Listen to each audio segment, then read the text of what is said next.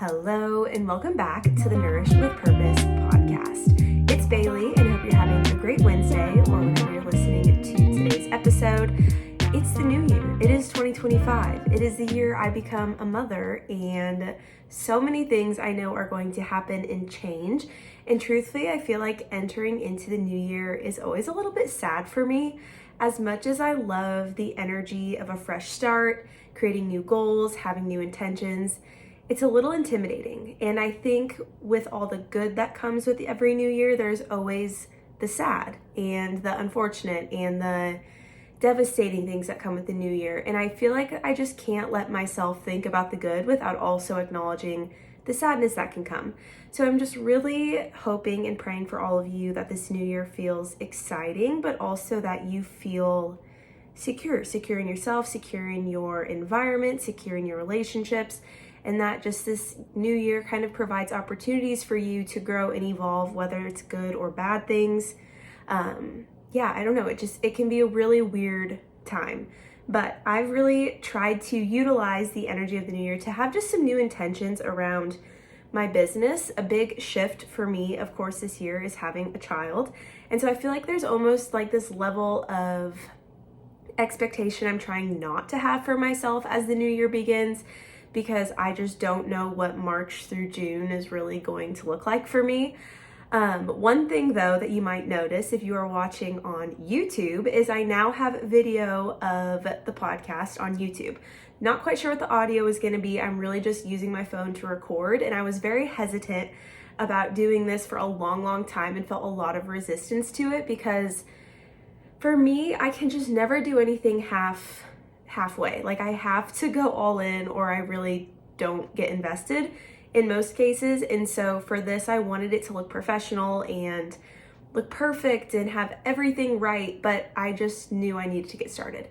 And hopefully that also is kind of a good push for you in the new year, is it doesn't need to look perfect. Whatever it is that you want to do and focus on this year, the methods or the mediums that you use to do this are not going to be perfect, and it won't probably be perfect when you get started. You really just have to do the action of getting started. It also helps. You can see I'm not recording in any fancy space. I was like, well, really, I need like a studio and I'm like, Bailey, this is a very low grade podcast. Like, although yes, I love doing this every week, I'm still not making money doing the podcast, right? And that's not the goal of it. Like I do this because I love it and it's fun for me. So I'm just in my room. We recently painted the wall behind me and I have a lot of decor that needs to go up.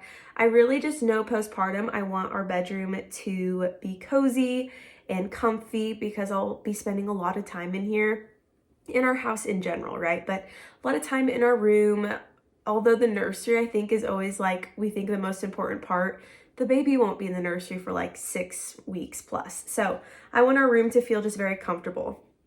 And a big piece for that was actually decorating it because it really was just 4 white walls. And so definitely had done that, or kind of like focused on that this last weekend. We also recently got back from Hawaii. I'm just going to jump into the catch up because why not? Recently got back from Hawaii, so I'm feeling that nice Maui glow. I've told people, I'm like, I wish this could carry me into June because having a little bit of color really just does wonders for the self-esteem. But we had a great time. We went with my family, and so it was my mom, dad, brother, his girlfriend, me, and then my husband, Nathan. And we really just got to relax. I feel like we did a lot of relaxing, but also a good balance of excursions and ate really, really good food. We did one excursion on kayaks, and it was a kayaking and snorkeling tour. And so when we got out there, I'm like, how do we get out of this kayak? And then are we expected to get back into this kayak when we snorkel after we're done snorkeling? Sure enough, it was one of the kayaks that you just kind of like sit on top of. But keep in mind, I'm 31 weeks pregnant now, 30-ish weeks when we were on our vacation. And so I'm like, okay, like I've got a little extra weight that we got to lust up into get back into this canoe or kayak. But we went out, and so we kayaked out to these different reefs, and we were swimming around and we saw a turtle, and I just kind of swam over the turtle. You can't touch a turtle. That's like a $10,000 or $15,000 fine in Hawaii, which you wouldn't want to touch them anyway, like just leave things be. But I just kind of like swam over it and watched it. And then I got to this little cove where there was a bunch of rocks and you could see like the water was kind of like rushing up into and then receding. And I just turn while I'm snorkeling and I see 5 turtles like going in and then kind of like flowing out with the tide of the wave. And it was such a cool experience. My parents, well, everybody else, I guess I should say, got to go on an excursion the day after we had gotten there.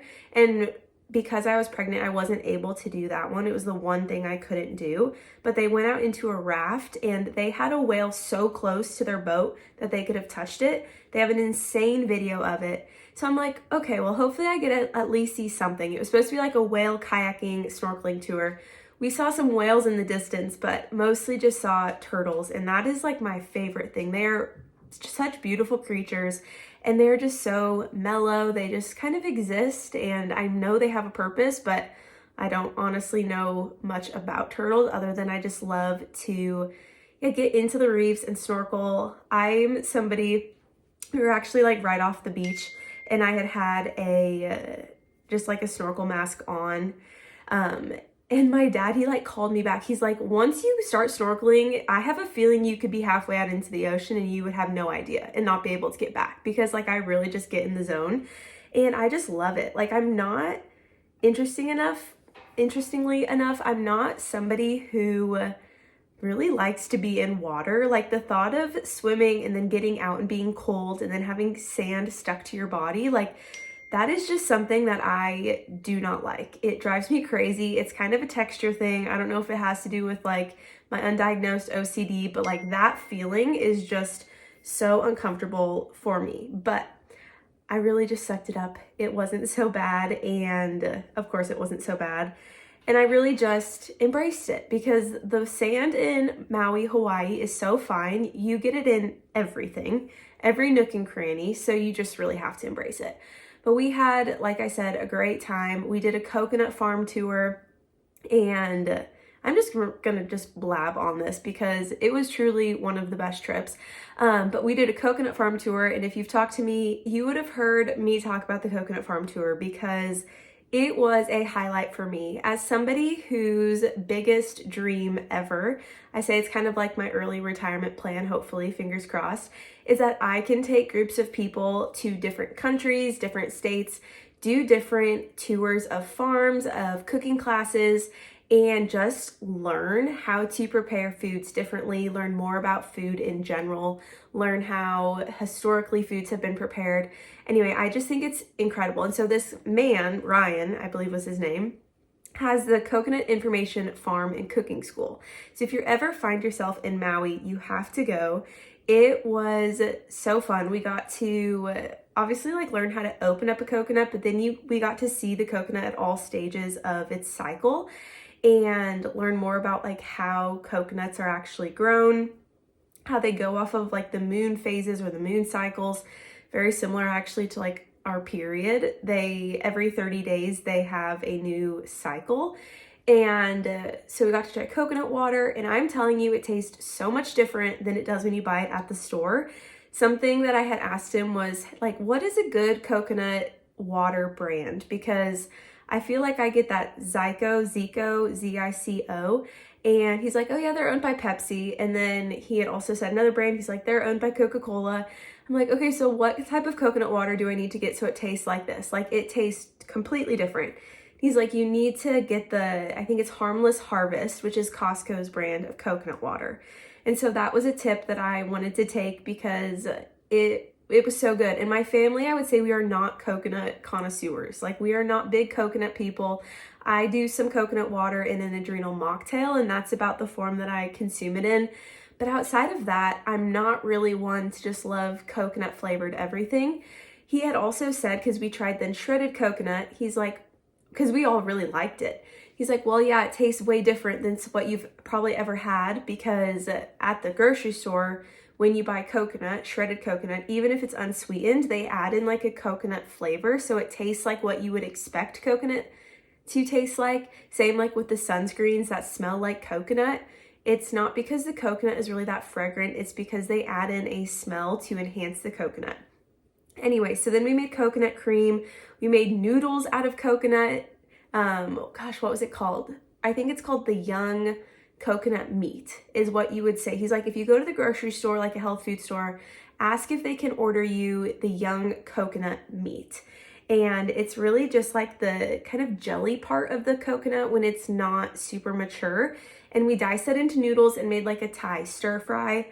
And it was so good. Everybody was so happy. Even my husband, who does not consume desserts or anything sweet, tried the coconut ice cream they made. It was just coconut cream, vanilla bean, some sea salt, and I think that was it. Maybe a little bit of honey.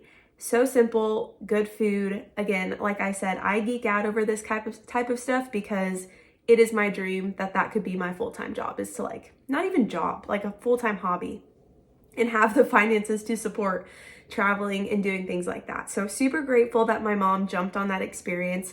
I had heard about it from Allison. Allison has also been on the podcast. If you go back and look, you'll see her name. But she had done this, I don't know how many years ago it was, but highly recommended it.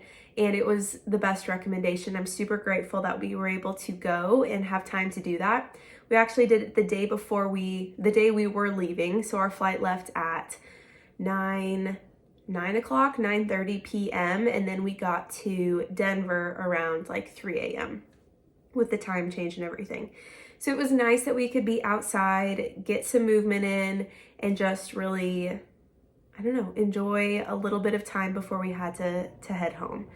Outside of that, I'm trying to think if there was anything else major. We were just, like I said, we ate good food. We didn't try anything too bizarre.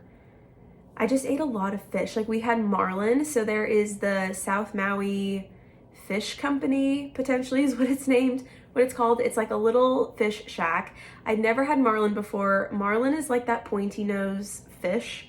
I don't know much about ocean life, you guys. I'm based in Nebraska, so obviously I'm not going to, but marlin was like, it was honestly how I could describe it. It was like the chicken version of fish. Like it was very rich, not even rich. It was just good. It was not funky, not weird. Tasted like you're getting a lot of protein in, very stable, not super flaky, like I said. But if you ever have the chance to try marlin, also would highly recommend. That's probably the most like different thing that we tried. Otherwise, we kind of stick to mahi and maybe some ahi tuna, just because we know what those things are, probably because we've had sushi around here that has both of those ingredients. But everything we ate was so good, and just had the best time, like I said, 1,000 times. It was kind of nice that this could double, not really double, we weren't intentionally doubling it as like a baby moon, but the timing was about perfect for us to go on this trip. If I would have gone any later in my pregnancy, I would have just been more hesitant, not because of safety, not because of worrying that I'm going to deliver, but truly just because of sitting in an airplane. I was just uncomfortable. Like my mid-back on the way home, because I had hit 30 weeks on the way home, but my mid-back just got super tight, super uncomfortable, and I wanted to crawl out of my skin basically the entire first part of our flight home, just because I could not fall asleep. And it's like from 9 to 3 a.m. So like you're expected to sleep in like a seated upright position. United apparently did not ask their consumers or their customers what types of seats are comfortable on an airplane, because it was so terrible. Just not good. That's the only thing I will complain about, is the flight home was just not super enjoyable. But other than that, no complaints. It doubled, like I said, family vacation, which is what we went for. My brother's like high school graduation trip that my parents did with me when I graduated high school. We went to Jamaica, which is also a highlight trip for me. But this time, obviously, we went to Hawaii, and to be 30 weeks pregnant was about that perfect time frame because I just felt comfortable. Outside of that, since we've gotten home, there really has not been too many updates. I don't feel like I'm doing a lot of things on the back end of my business that most people probably don't really see, just because March is coming up quick, folks. Like, this is 2 months away, and I want to feel like I can take time away, and I want to intentionally take time to rest and let my body recover after I deliver. And I just know that's quickly approaching. So there's a lot of things in motion. I'm working with a mentor who has been incredible for helping me navigate this and really like set realistic expectations for myself for the next 2 months as I enter into this new season of motherhood. And I have my baby shower on Saturday, which I'm just so excited about. I have so many friends and family coming, and just a time to like really make it feel real. Pregnancy has obviously felt real, but when you celebrate something, it just is a different level, and I'm very excited for that, and just to see all the people that I love in one space. We also, like I said, painted. You can see if you're watching on YouTube, the wall behind us. It's not super significant, but I ordered some sconces to go on the side of our bed that I'm going to put in a bulb that can be like glowy light, but also red light, because I love to do some red light therapy before bed. Even if it's not like the medical grade red light, it just really helps my body wind down, because it's such a contrast from the blue light that I'm on most of the day. So I'm trying to think if there's anything else I want to share with you. I am just so excited that you are here, and I'm so grateful that you're here listening to the podcast. Today's episode is really going to be me sharing a little bit more about myself. If you already feel like you know me pretty well, you might learn some things you don't know. If you don't know me at all, and this is the first time you're listening to the podcast, hello, I'm Bailey. I'm an integrative health coach. I'm also a certified personal trainer. I'm a wife. I'm a soon-to-be mom, and I'm based in Nebraska. So really what I do, I feel like, especially because I started this 3 years ago, my business, Divine Purpose. And Divine Purpose, I feel like most people actually don't know that that is what my business is called, because I never really talk much about it. I don't promote my business as Divine Purpose. It really feels like I am more so the face of my business, and people contact me versus like going through my website. Anyway, all of that to say, I started that and became an official LLC 3 years ago, and I always get my dates wrong, so I'm going to say roughly 3 years ago. And I really feel like when I got started 3 years ago, it was even more daunting than it is today, because there were not a lot of people doing what I'm doing. And I don't say that out of like what I'm doing is so unique or so different, but especially with where I'm based, being based in the Midwest, everything, like I said, like I typically say, tends to start on the coast. Like where I got certified through the Institute of Integrative Nutrition, that's based in New York. There's a lot of people out of California, and it all just kind of like slowly inches its way towards the Midwest. So I would say we're not typically the first to be hip on trends or on different modalities of healing, but I've seen a lot of naturopathic doctors and practitioners come to light since getting certified, and been able to connect with them and really just grow my business with the purpose to truthfully help women actually enjoy the process of helping or supporting their body and healing their vessel. I, refer to our body as a temple or a vessel that God has given us, and we really should be stewards of our vessel. Like we need to be taking care of our body. We need to, and I firmly believe that, like you have been given this body, and although maybe historically you've learned one way to take care of it, there are so many different modalities, and this is not to go against ever Western medicine or disregard what those people are doing, because it's impactful, it's incredible, it is a sacrificial type of job. But what I do is definitely more holistically health focused.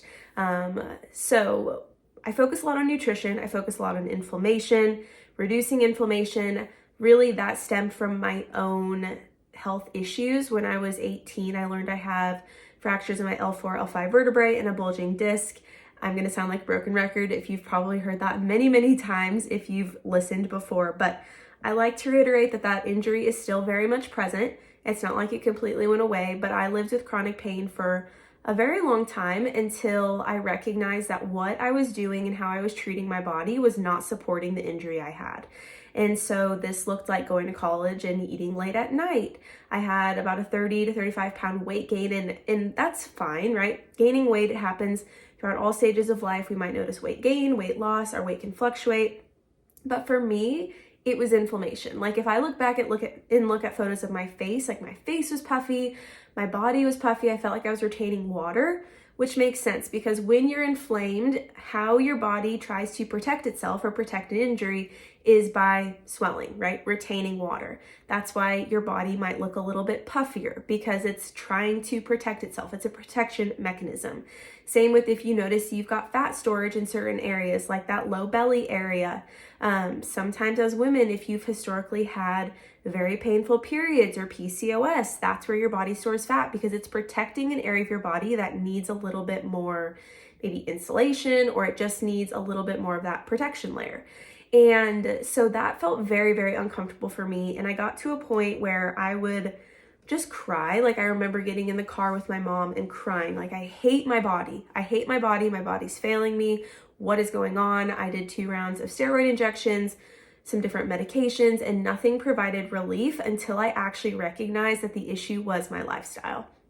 And that's hard to recognize. Like, I don't think a lot of us want to admit that we're doing things wrong, because I mean, it's humbling. It really is humbling to look at your life and be like, yep, I'm not supporting this vessel.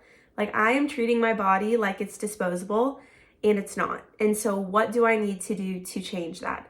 And that was when 2020 kind of hit. My mom had some health issues, and I got to move back home because of COVID. And I really think that saved me in a lot of ways, saved my body, saved my health, because just the college lifestyle was different. And I think from 2020, I was just talking to my friend Katie about this, I really look back and I feel like a completely different person since that time frame.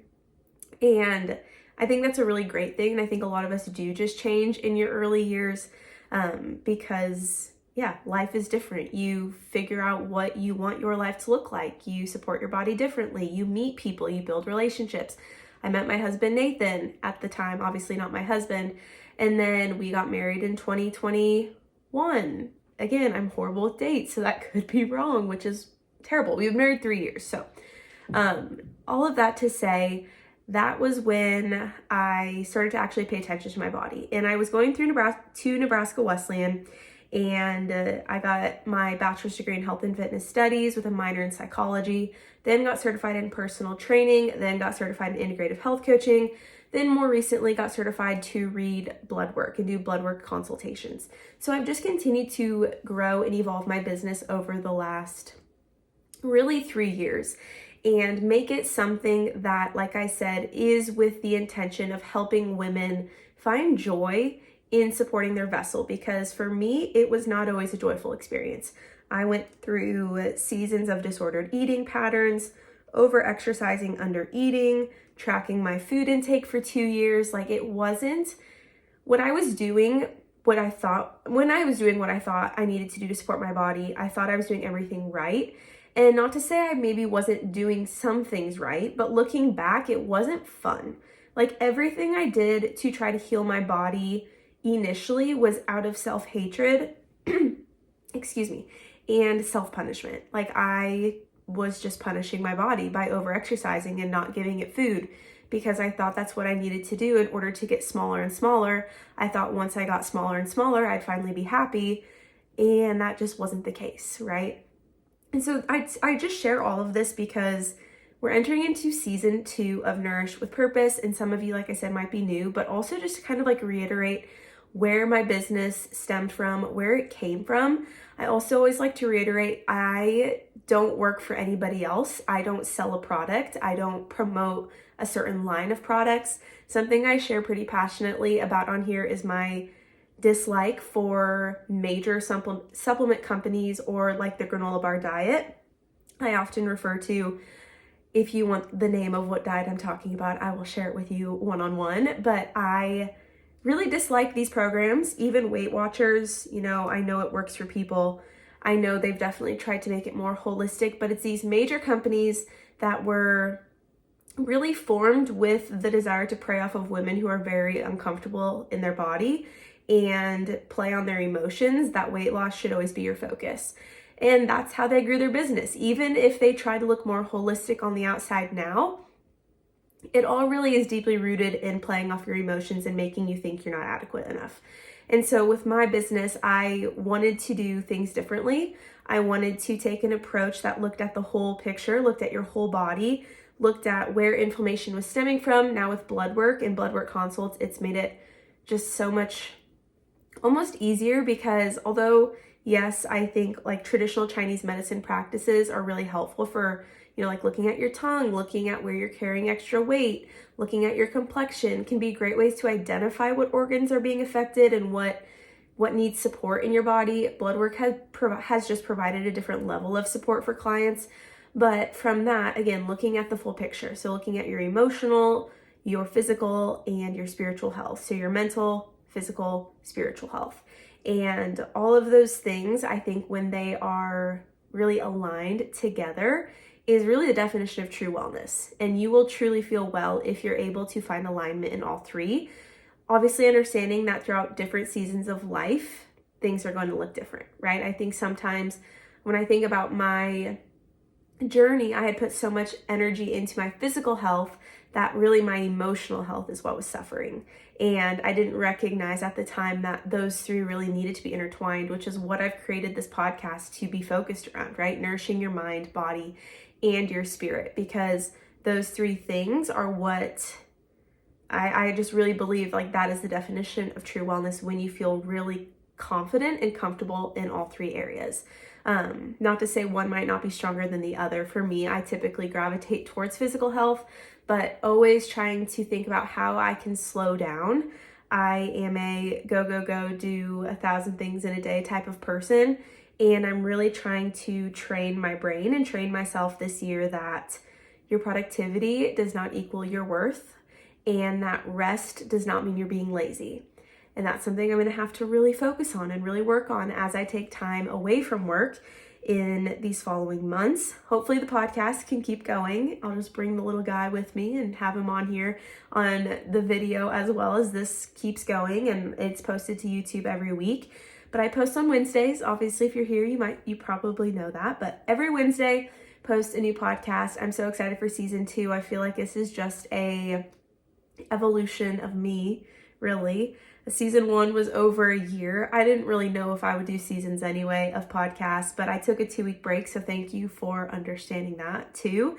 But now it's just like this, I feel like I'm like stepping up, and that there's just things that are happening in 2025 that are providing me an opportunity to grow and learn and set more long-term goals that are less me specific, right? Like when you have another human that you're taking care of, and I even noticed this from getting married too, your life just changes, but it's always for the better. After I got married, like my life there was a season where things got a little bit difficult for me just because I had some personal things I was going through, but ultimately, like my life has only improved since getting married, and I have a wonderful, incredible husband. His name is Nate, or Nathan.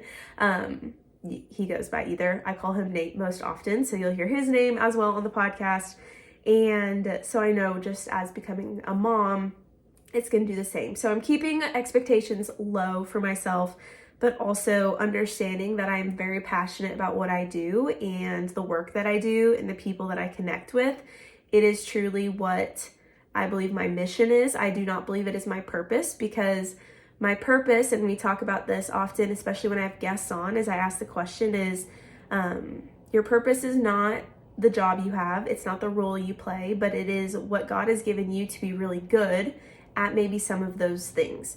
And so I really think I'm a caretaker, I'm a helper, I'm a type 2 Enneagram, which I don't dive too much into that, but I like to help people, and I like to find solutions for people, and I like to support people, and just be a light for people that feel like things are really dark.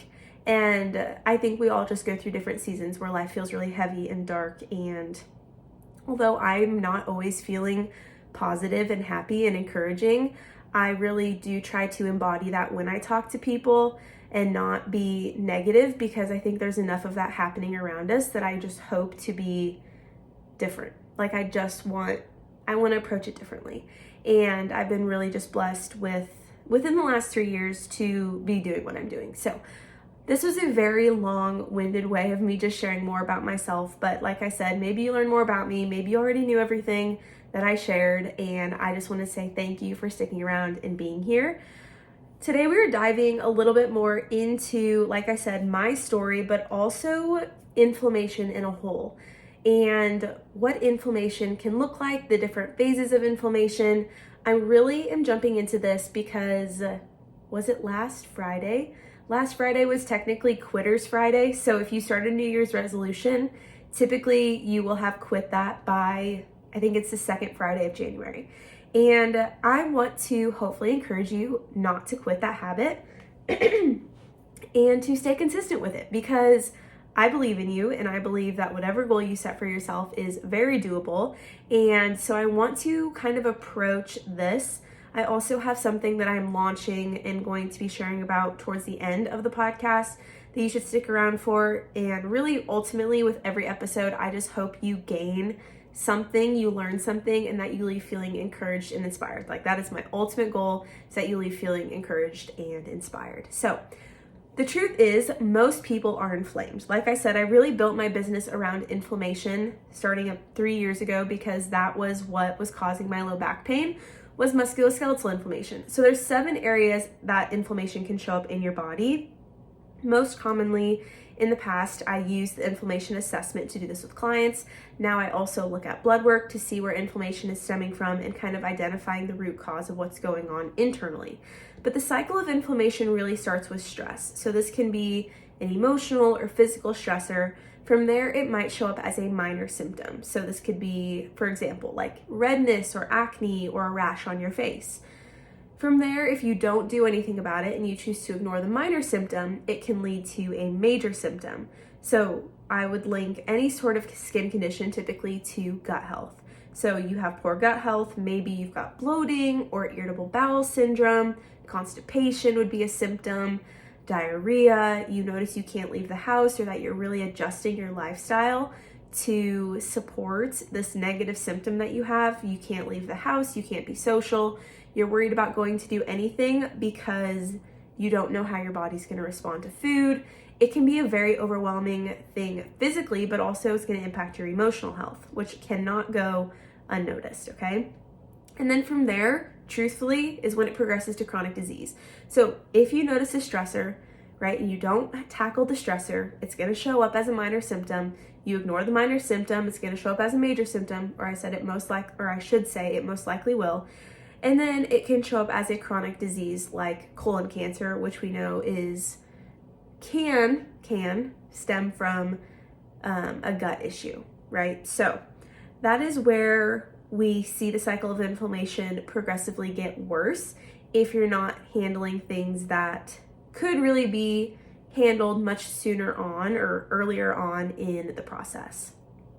So common signs of inflammation that I see are really the internal symptoms are bloating, upset stomach, constipation, brain fog, joint pain, weight gain, painful periods or headaches.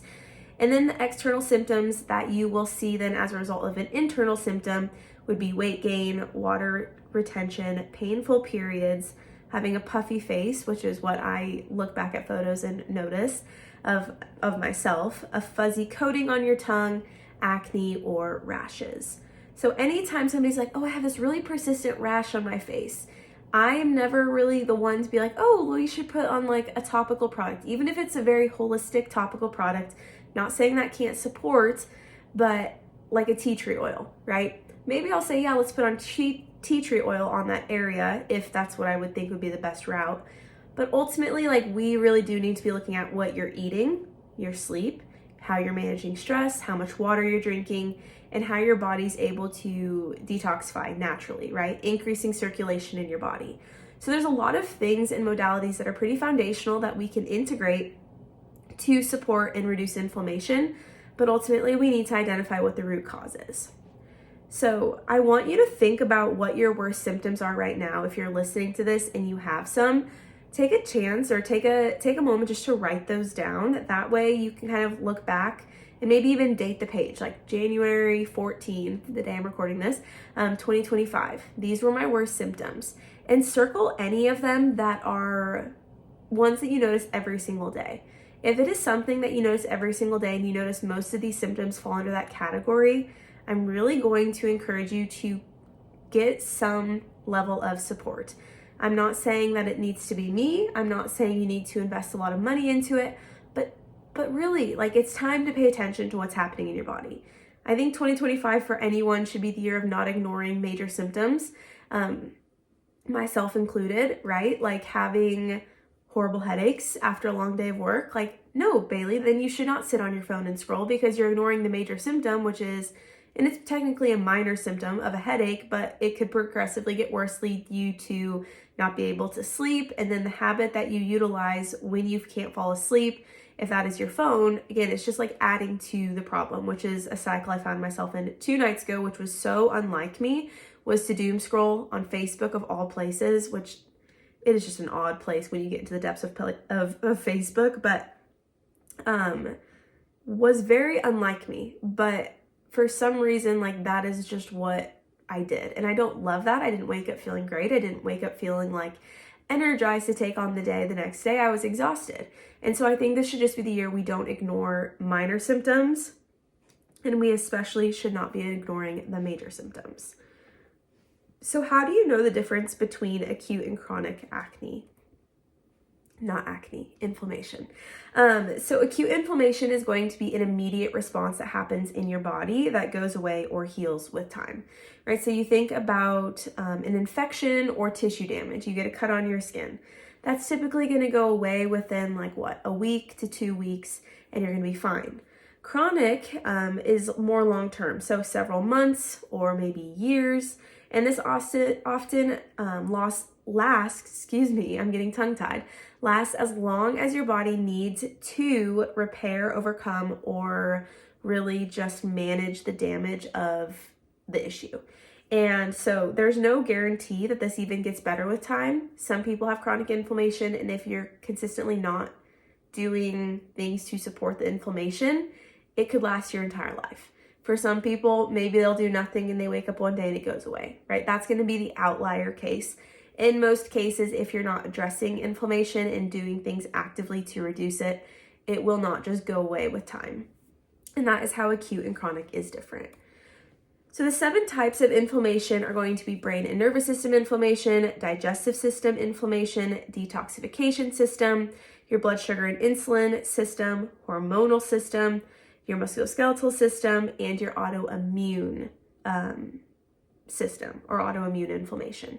So those are the 7 types, again, where you might see inflammation show up most commonly.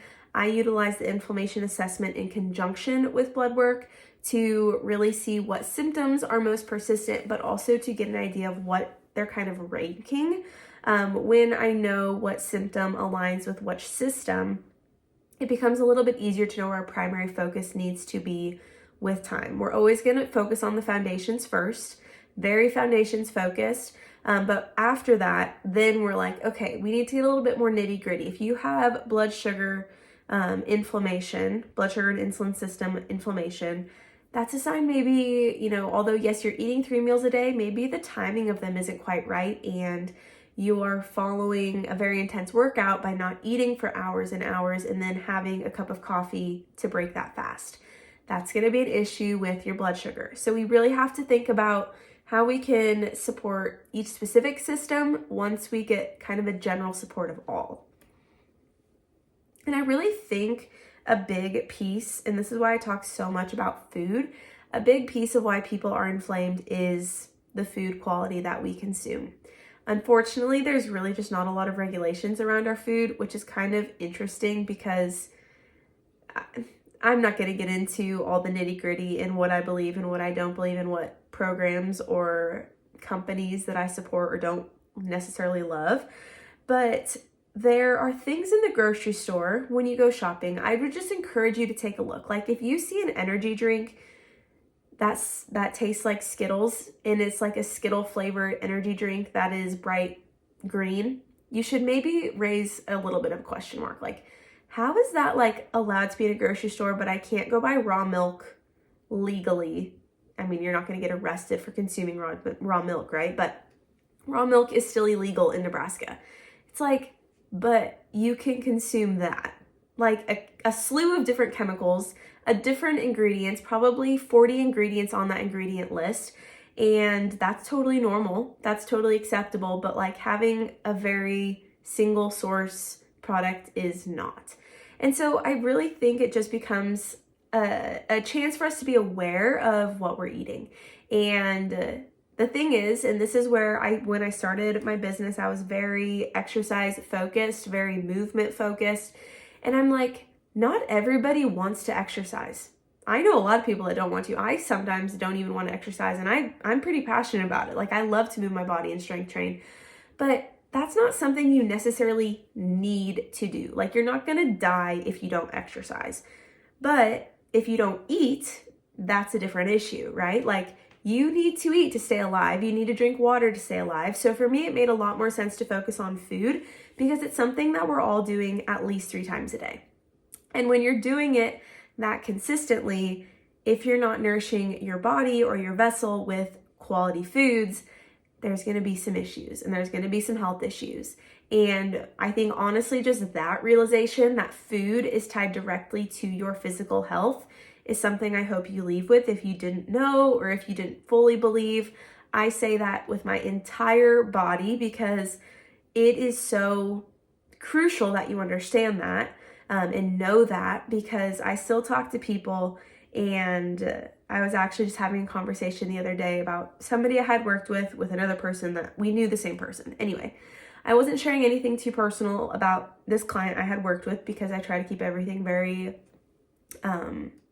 confidential. But this gal was saying, well, I know she's been having a lot of health issues or has had a lot of health issues. I know genetically, like, there's been issues in her family and her parents died at a young age. And I truthfully said, well, I also know she just doesn't really eat that well. And this is somebody I worked with for a very, very short period of time.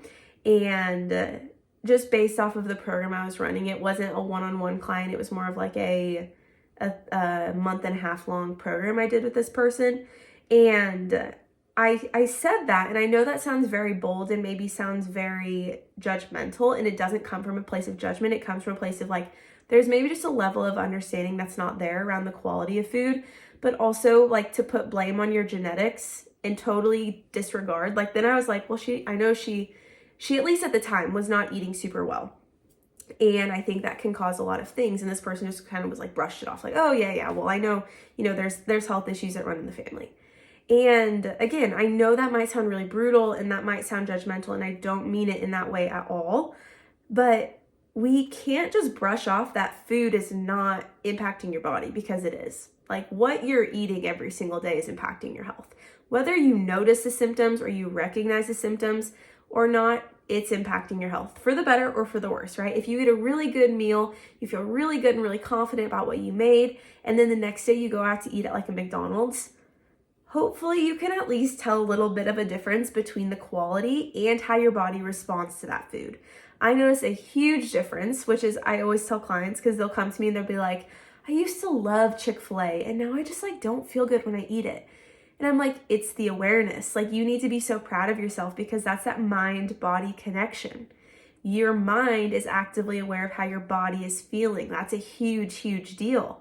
And I know sometimes it's not the most enjoyable deal. Like, it's not the most fun because you're like, well, I want to go back to eating in this way sometimes and be able to enjoy my Chick-fil-A without feeling terrible. And that's where there's always going to be a balance to be found with that.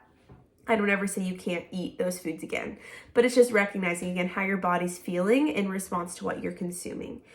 And so I also always say there's 10 companies that are owning 80% of what's in the grocery store. So if you think you're buying from a small company or the label looks really healthy, and there's a lot of health halos is what I call it, a lot of things that are saying like, oh, organic and non-GMO and low calorie and fat-free and sugar-free, that raises the biggest question mark for me, because it truly cannot be all those things. And if it is all those things, I'm curious how they're going about that. So I always flip over the package and I'm identifying what the ingredients are.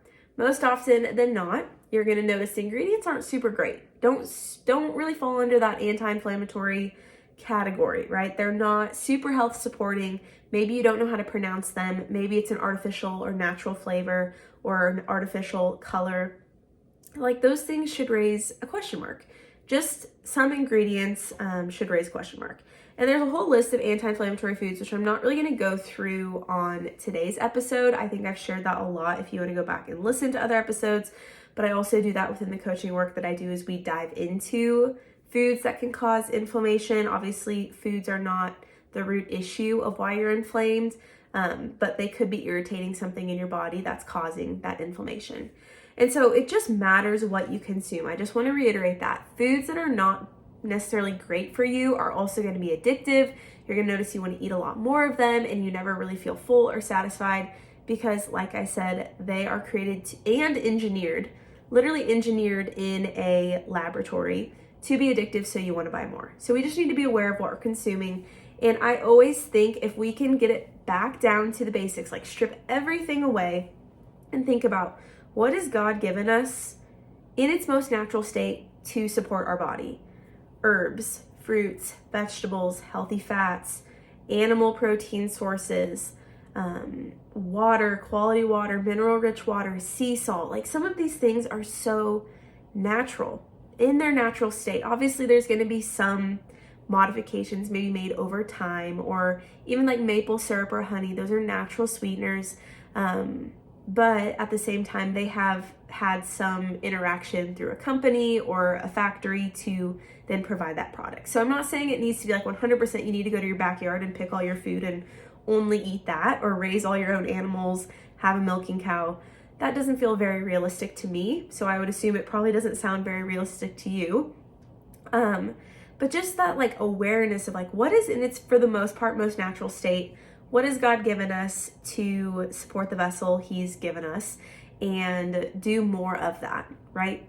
Do more of it. I'm not even giving any boundaries or guidelines around it. I'm saying just do more of it. If you're doing a little bit, like just do a little bit more. Push yourself a little bit more to have meals that look a little bit more colorful, feel a little bit more nutrient dense. Drink water that is rich in minerals versus just a plastic water bottle in your fridge. Like just take a little bit of like a step up from what you're doing. It doesn't have to be in every area, right? I typically start first with focusing on stress, boundaries, emotional health, and then we dive into food, because I think that is kind of that next phase that is so crucial and important to your overall health.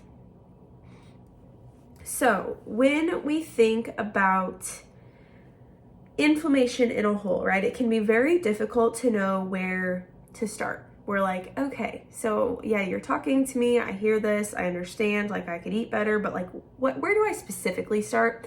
I think especially when we start thinking about the 7 areas that inflammation can show up in your body, it's a little like, okay, what area do I start in, or how do I even begin approach supporting my brain and nervous system?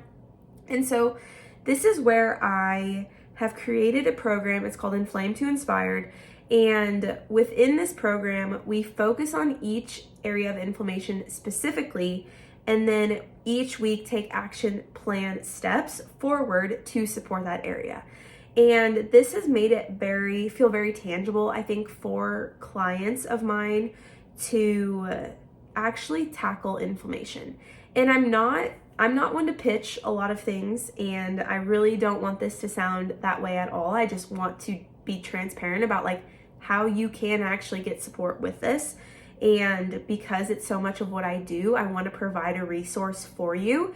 You can obviously just take the information and disregard all of this, and that does not hurt my feelings. But this is something that is running again on January 20th. So we are starting it back up. Last time to sign up is going to be this Friday.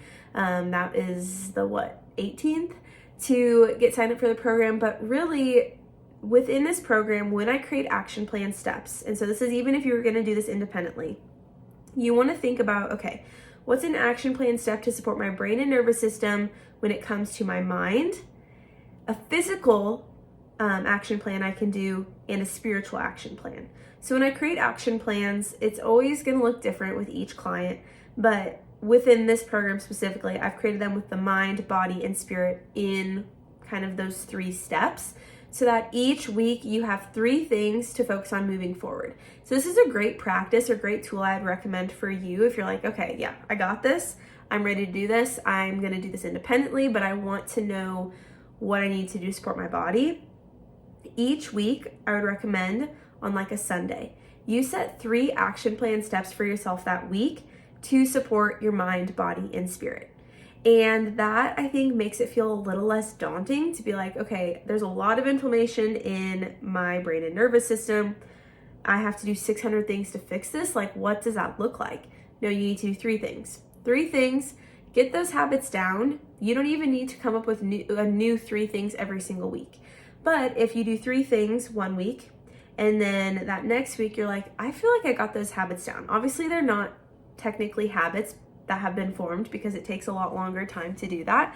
But you should have some of those ideas down. Maybe it's become more comfortable, it feels comfortable or tangible to do that.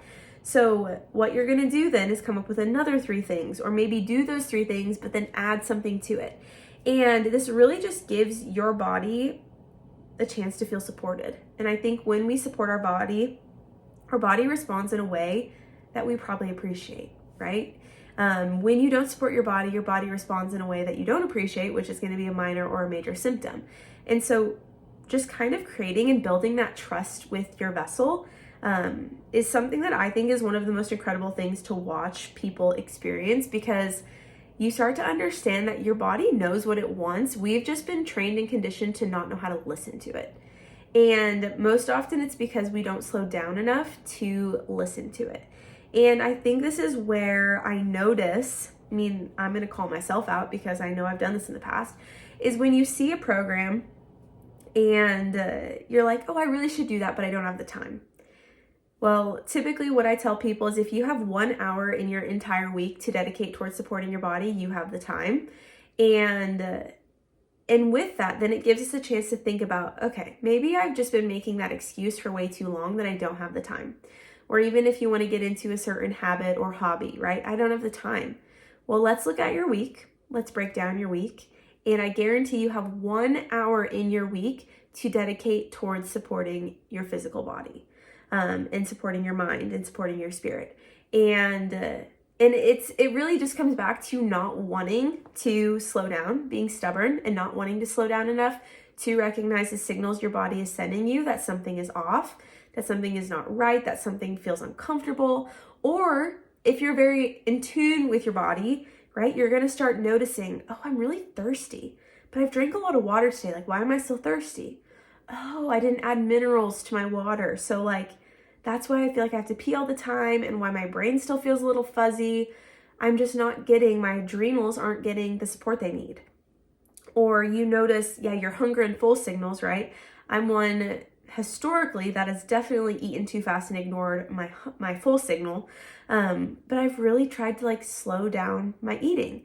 So if I'm eating and then before I go get seconds, I'll just sit there for a while and be like, okay, what does my body need to feel supported right now?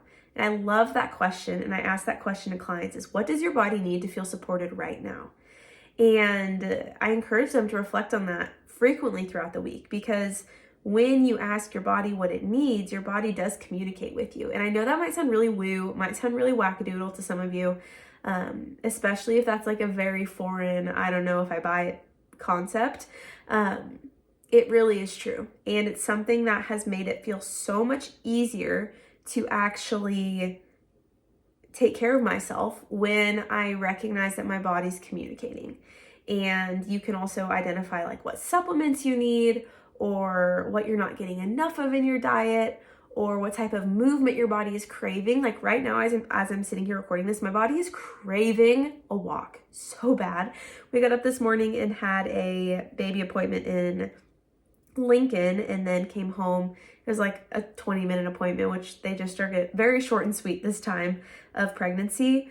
But I'm like, I want to walk so bad. Like my body just craves movement.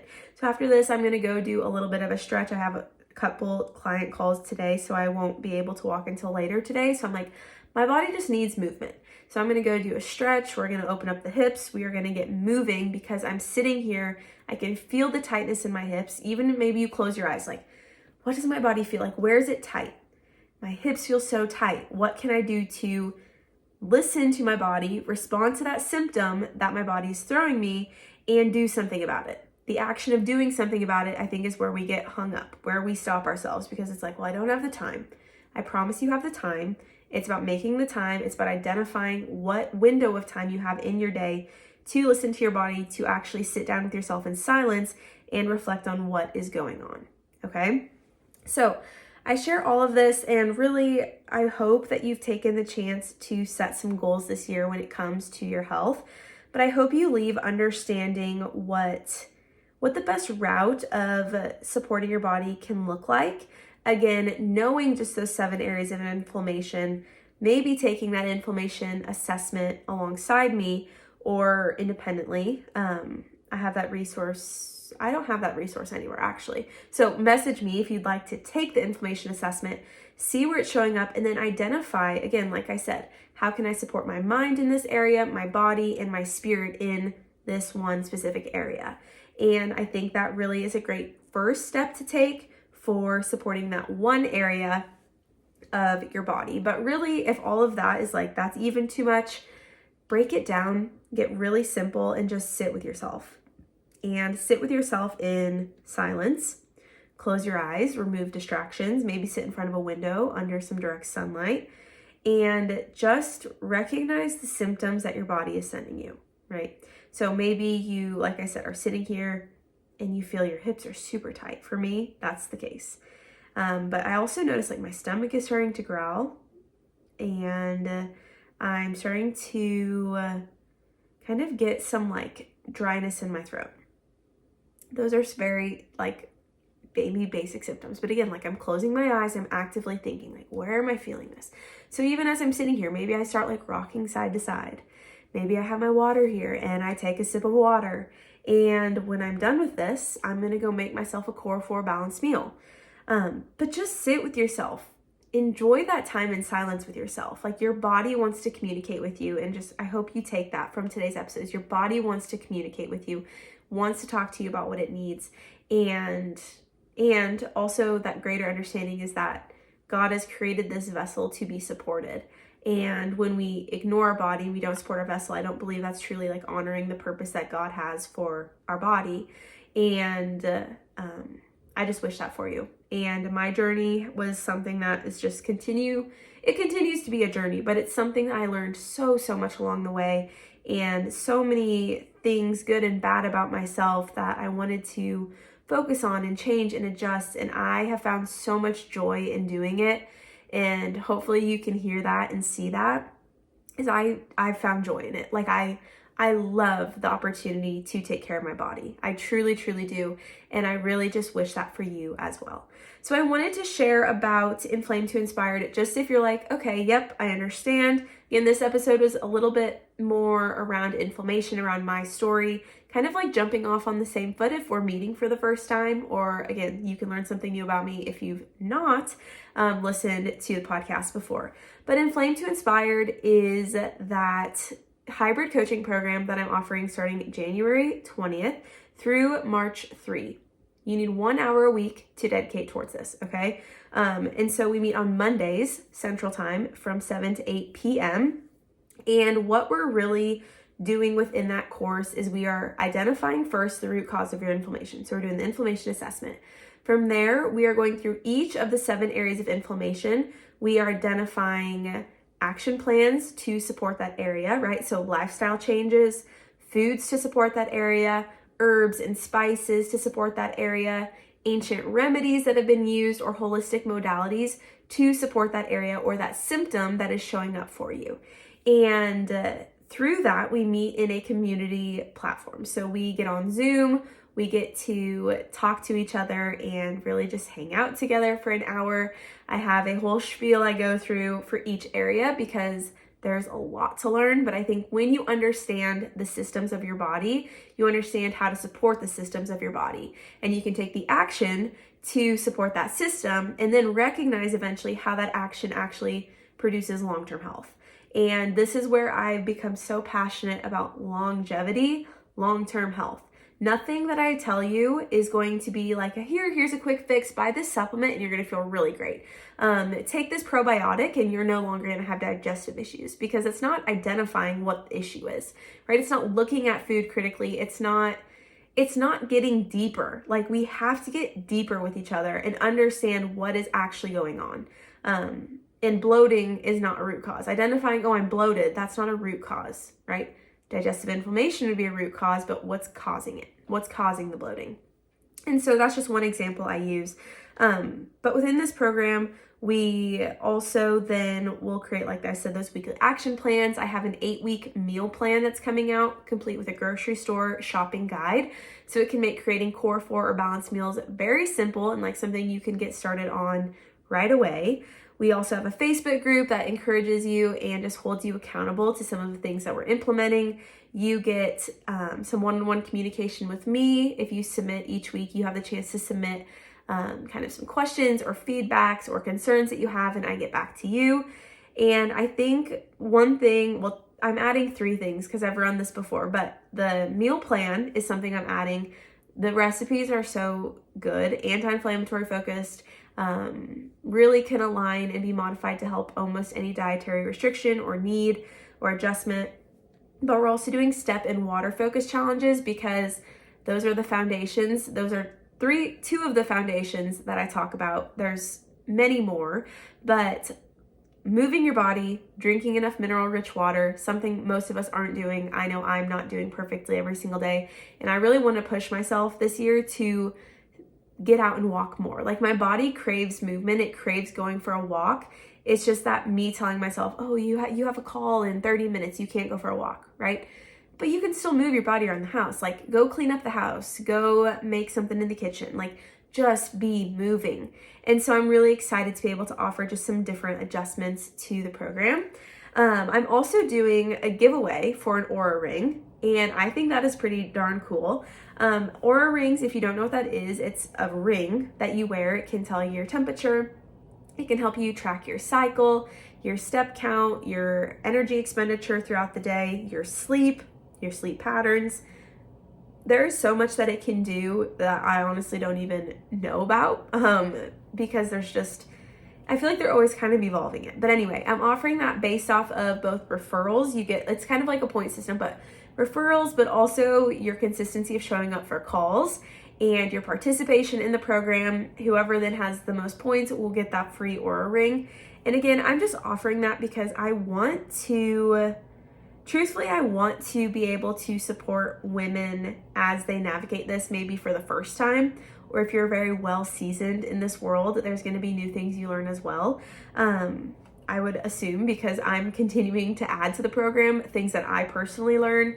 I feel like I could do this job forever and ever, and I would never learn everything. And so I'm a lifelong learner, and I want to just give as much back as I can.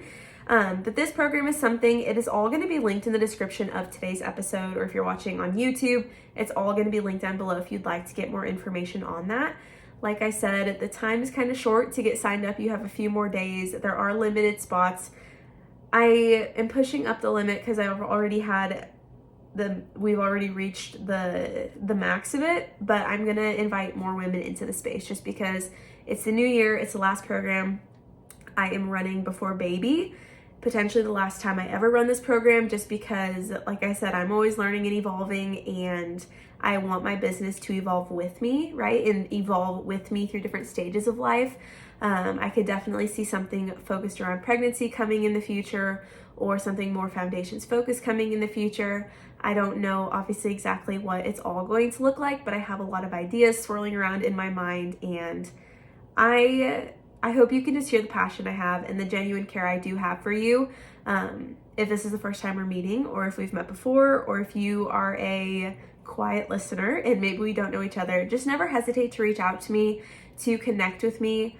I am blessed to love what I do so much, and I kind of had a pinch me moment yesterday when I was sitting at lunch, because in full transparency, I wake up on most Mondays and I'm kind of dreading it. I'm like, oh, I have got client calls, and like sometimes I just get really, like, I kind of stress myself out over client calls because, like I said, as a helper and as a problem solver, like I want to be able to fix everybody's issue, and when I can't, because I'm not the maker, I'm not God, right? I can't fix people, but I can give them tools, right? And I can do what I know is best to do.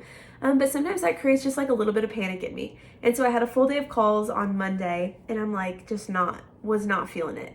And when I got to lunch and all my calls had been wrapped up, I'm like, I am so fortunate to be able to be doing what I love every single day. Not every single day. I take time off and take breaks, but to be able to have this as a business, like I take that for granted way too much, and I'm disgusted with myself that I do that, because I genuinely love this, and I love connecting with people. I'm a connector. I'm a deep connector. I don't really love to just like hi bye to people. That doesn't feel very comfy and cozy to me. I love to have meaningful conversations, genuinely connecting with people. So if you've ever heard from me, if I've ever talked to you or messaged you, know that comes from a place of genuine curiosity and desire to either help support you or just hear what's going on and be a listening ear, because I'm grateful for this, and I just can't reiterate that enough. Feeling so grateful and blessed to go into 2025. But with that, every episode we close in prayer. So let's just go ahead and close today's episode in prayer, and you can get on with your day. So, dear Lord, just thank you so much for today and the opportunity to talk just so openly on the podcast and share more about my story and use this as a space to truly connect. I pray for connection and that grows and flourishes from having this platform. I also just pray for whoever is listening to today's episode, that they leave feeling encouraged and inspired and honestly just ready, and that it feels realistic and attainable to support their whole body health, support the vessel that you've given them, and that they are able to move forward today and be safe and feel comfortable in their environment and in their body and in their relationships, and that you just protect them as they go about their day and their week until we get to talk again. In Jesus' name we pray, amen. All right, so with that, if you're interested in following along with my life outside of the podcast, you can find me at Nourish with Bailey on Instagram.